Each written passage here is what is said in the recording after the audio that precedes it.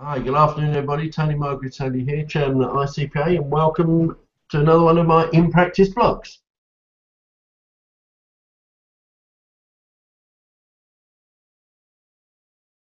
The way it's sold is they all come up with very marketing type terms, but in essence it evolves into two products. One is you either cover the entire practice, which means you cover all your clients for free protection. They call it something in the order of comprehensive or whole practice.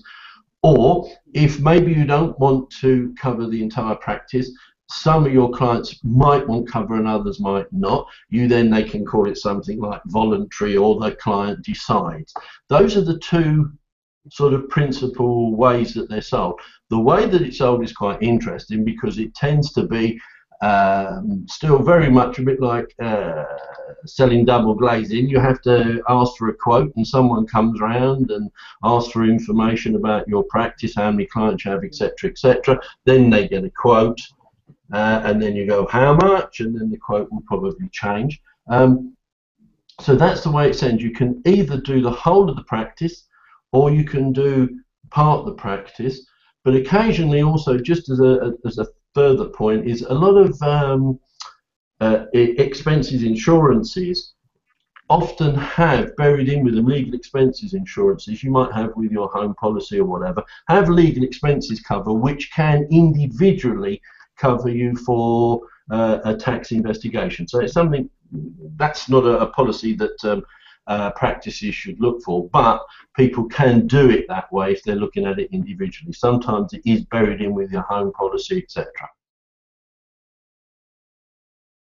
Yeah, I mean, at the ICPA we're very fortunate because, as I say, we have a very strong relationship with Peninsula TaxWise because we worked with them for a long time to create a different type of scheme whereby literally it is you have 100 clients, that's how much it will cost. It's as simple as that. You look it up on the table and that's it. So it took us a couple of years to get that to fruition, but it's there and doing remarkably well. So of course we can get a lot of feedback on it. And yes, it's increased quite significantly. Why? Because fairly obvious, HMRC are out and about trying to recover the supposed tax gap. It's the tax gap that seems to drive everything these days. We're at the situation where, in fact, in 2011-12, despite their best efforts, the tax gap still increased by $1 billion. Yet, percentage-wise, to be fair, it is going down. But it is claims are going up simply because HMRC are out and about investigating more and more. And let's be honest, it is an investigation, it's not an inquiry. What is very interesting through talking with our colleagues at TaxWise is that the area that the claims are increasing, and they're recording, as I say, something in the order of 30% increase.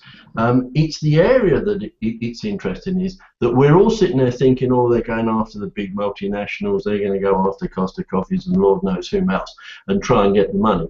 But in reality, what the HMRC seem to be doing is attacking the small businesses, the sole traders, the partnerships, the small incorporated businesses, and that appears to be the area that they're going after. And the type of thing they're doing, the full investigations are not happening as much as they used to, but there's a lot more on aspects and on specific questions where they're going for, I suppose the term might be called a quick kill.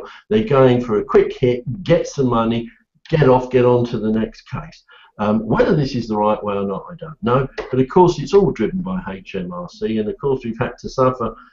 Remember, in the last year or so, we've had the Hills Have Eyes poster campaign. We've got more task forces than you can shake a stick at.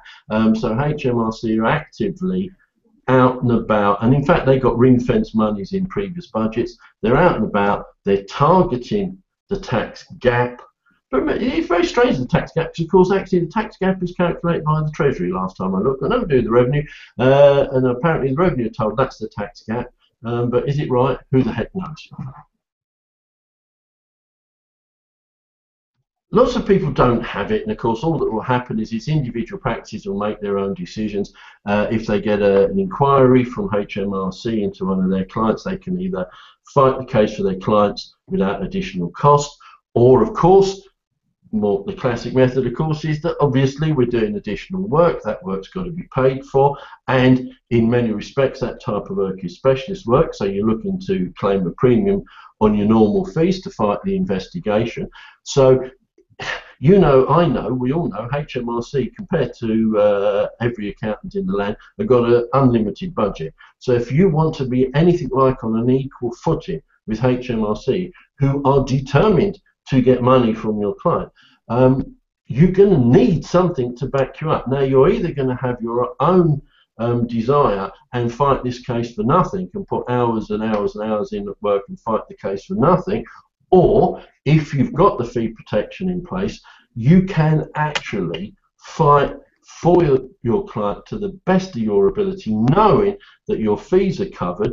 Your client can recognize and see that you are doing your level best for them, and you know, win, lose or draw, at least your fees are covered and you can put up the best. You haven't got that horrible situation where you have to go to your client and say, I think we're doing really good, Fred, but by the way, my fees currently running at £2,000, and I think I can get a deal with the revenue for 1,500. What do you want me to do?